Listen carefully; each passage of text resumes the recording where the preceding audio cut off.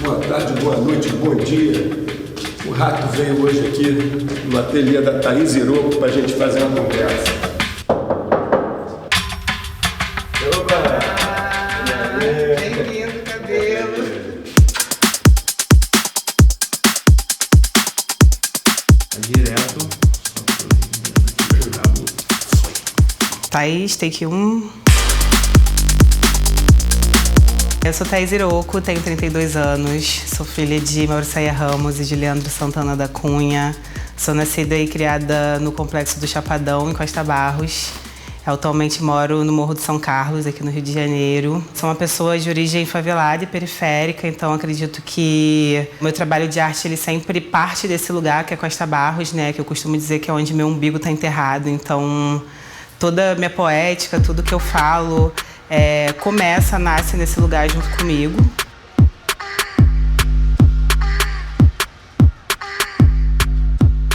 A primeira vez que eu ouvi falar desse orixá foi mais ou menos, acho que 2014, 2015. E sempre foi um orixá que teve muito presente no meu imaginário. E em 2017 eu passei por um momento traumático na minha vida, né? E eu acho que todo mundo, se não passou, já vai passar um dia por um momento que você precisa olhar para a sua vida e olhar para esse tempo, né? Olhar para esse tempo que já foi, o tempo que as coisas estão por vir. E em 2017, depois desse trauma, foi quando eu comecei a me dedicar realmente ao grafite, à arte de rua. E eu comecei a pichar Hiroko, né? Então, eu queria demarcar esse tempo na rua também, né? Pensando que quando a gente anda aqui no centro, por exemplo, quantas pessoas já passaram por essa rua, quantas gerações de pessoas, né? Quantas histórias.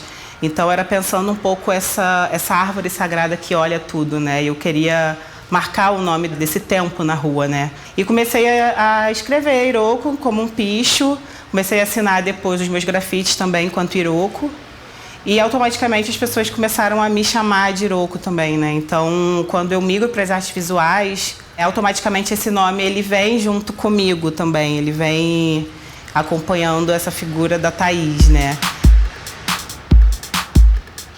Tudo que eu vivo hoje como artista são coisas que eu nunca pude sonhar enquanto eu era criança, enquanto eu era adolescente, né? E o tempo ele é o senhor de todas as coisas, né? Então, se eu tô aqui hoje é porque esse tempo me esperava, né? Com esse nome, nesse lugar, falando com você aqui.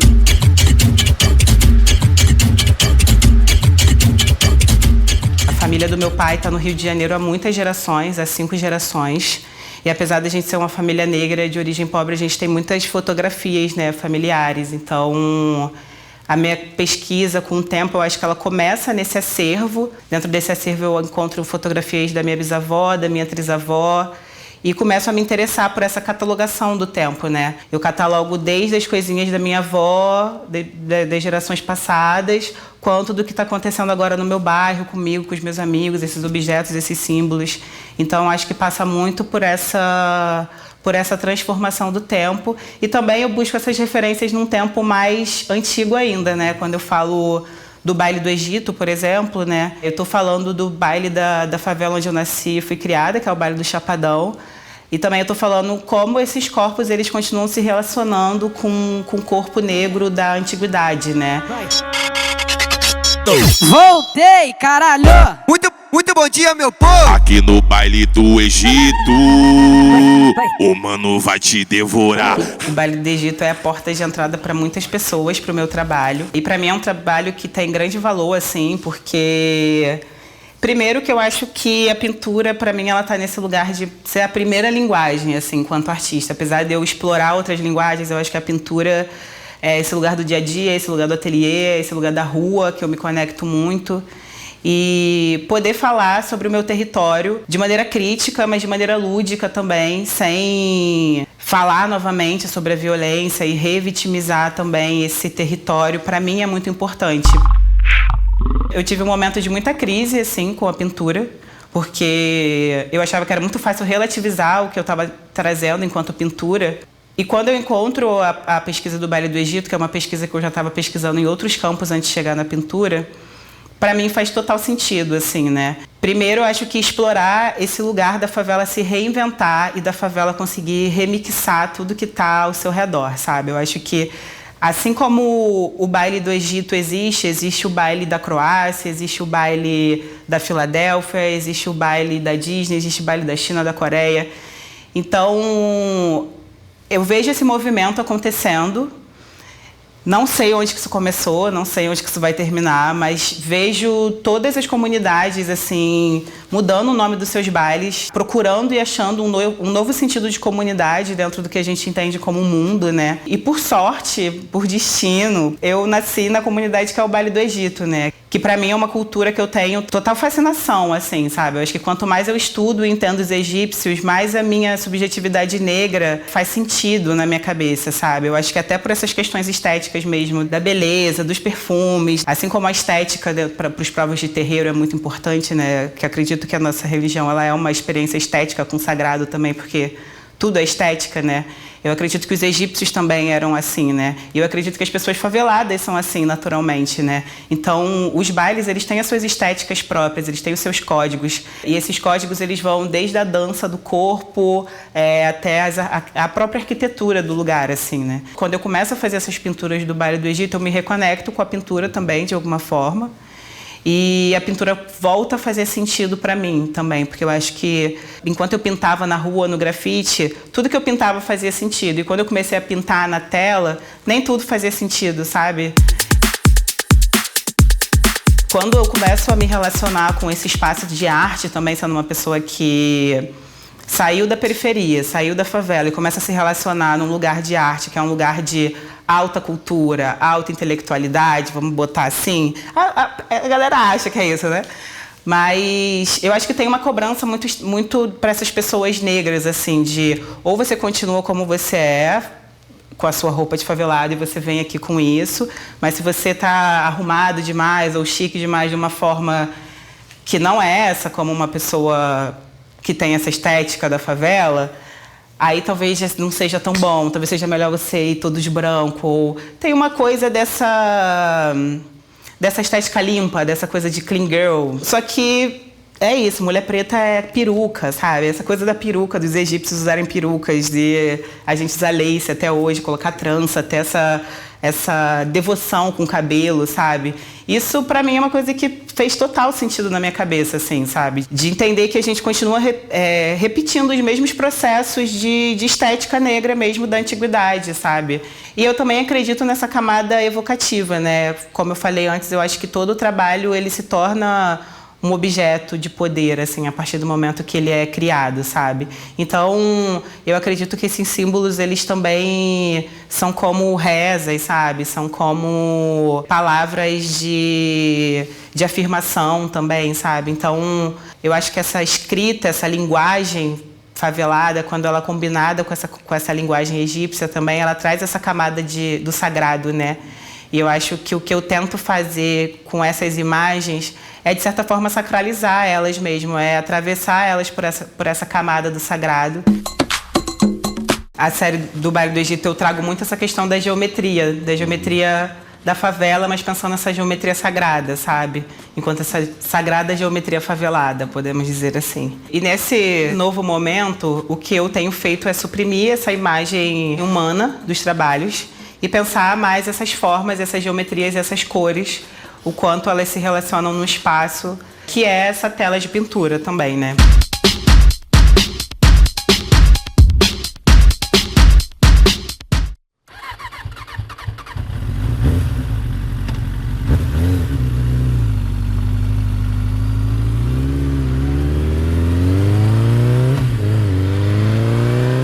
Eu já vinha trabalhando com a figura da navalha de forma de estudo, assim, fazendo umas pinturas cegas e fazendo algumas pesquisas dentro da pintura.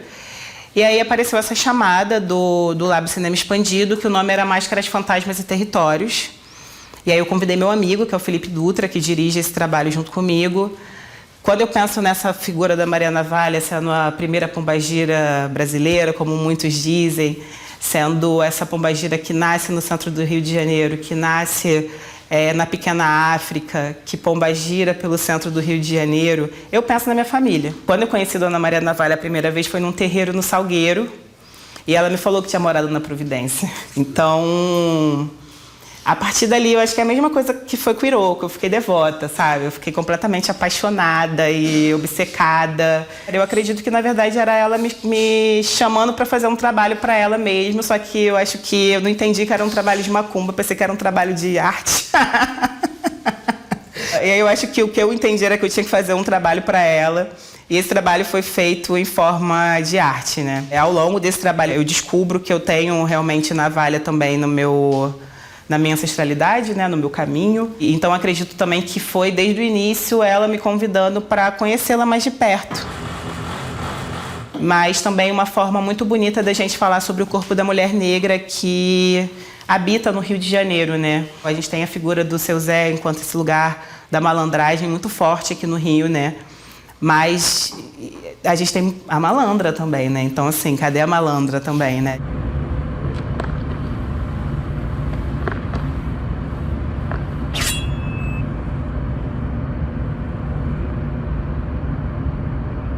Esse trabalho é o porta-bandeira do Lembrar. Como eu falei, meu pai tem essas fotografias, né, muito antigas da minha família. E dentro desse acervo de fotografias eu encontrei essa imagem da minha trisavó, essa fotografia.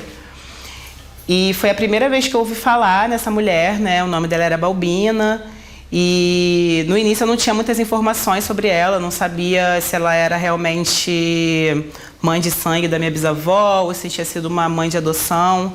Mas desde a primeira vez que eu encontrei essa foto dessa mulher, eu fiquei muito encantada e muito obcecada. Então, eu conversava com essa foto, eu escrevia para ela, eu rezava para ela. Então, comecei a me conectar muito com essa foto. Fiquei 2 anos pensando o que eu iria fazer com essa foto, mas que eu gostaria de fazer um trabalho com essa foto. Enquanto isso, escrevi poesias, fiz 1 milhão de coisas. E em 2022, estava fazendo uma mentoria. E foi quando eu tinha me mudado aqui para o centro do Rio, tinha 1 ano. Já tinha morado aqui no centro uma vez, quando eu era mais jovem. Mas eu acho que foi a primeira vez enquanto artista, enquanto uma pessoa que já tinha alguma passagem por alguns espaços, mesmo que pequeno, morando aqui no centro, me relacionando com esse espaço. E aí nasceu essa performance. Nessa performance eu confecciono uma máscara, uma bandeira com a imagem da minha avó, da minha trisavó. E eu faço uma caminhada por essa pequena África. Nessa época eu ainda não tinha muitas informações sobre a família da minha avó, mas eu tinha certeza que ela tinha morado no centro da cidade. Então eu acho que também era uma forma ali de eu conseguir me conectar com essa mulher, assim, sabe? E eu faço essa máscara, essa bandeira, faço esse percurso aqui pela pequena África, pensando a história da minha avó, mas também pensando na história de tantas outras mulheres normais, né, que batalharam muito, que construíram muito, que tem o seu legado vivo até hoje, e eu me coloco enquanto esse legado também nessa performance, né? Eu acho que eu tô ali reivindicando o legado da minha avó e reivindicando o meu corpo e o meu trabalho enquanto esse legado também deixado por essa família, né? Luzes da cidade, cuja pedra fundadora é a morte mais profunda, oriunda do verbo esquecer. Eu tento trazer muito som para as minhas pinturas, isso é muito legal, porque muitas vezes as pessoas falam, nossa, eu estou conseguindo ouvir daqui. E é uma pintura, sabe? Então eu acho também muito interessante brincar com essa linguagem do imaginário tão forte, que quando eu coloco um símbolo de uma caixa de som, de um corpo dançando, e aí eu chego na frente da pintura, não tem nenhuma música, mas está todo mundo dançando na frente da pintura, no maior silêncio. Que o som, ele me interessa nesse lugar do ressoar mesmo, né? Daquela coisa que quando você vai pro baile, você escuta, você chega em casa, o seu ouvido tá lá apitando, sabe? Então tem essa coisa de, às vezes, mesmo no silêncio, você ouvir esse som, esse barulho, sabe? Quantas vezes eu já não fui pro baile, dormi, sonhei a noite toda, parecia que meu corpo ainda estava lá. Ó o quebrando, ó o quebrando, quebrando. Ao lado do A botando, ao lado do A pegando, ao lado do A pegando, ao lado do A pegando, ao lado do A pegando. Quando eu consigo inverter o jogo e eu vejo que não tem por que eu ser inferiorizada, porque eu falo de funk, porque eu me relaciono com funk, porque o meu corpo dança funk, e o meu corpo é um corpo de uma mulher negra, alta, favelada, sabe? Eu acho que quando eu falo também, sou uma pessoa favelada, de origem favelada, eu acho que isso é para demarcar esse lugar, essa palavra que tanto foi usada para me inferiorizar muitas vezes. me apropriar do funk, me apropriar da palavra favelada, me apropriar da minha própria comunidade, da minha favela e da cultura que existe ali. E eu acho que levar isso para um museu, levar isso para a ONU, levar isso para fora do Brasil, eu acho que isso para mim é virar o jogo também, sabe? Para mim mesmo e para minha família, para as pessoas que estão à minha volta, para o meu bairro, sabe? Então, eu acho que é por aí.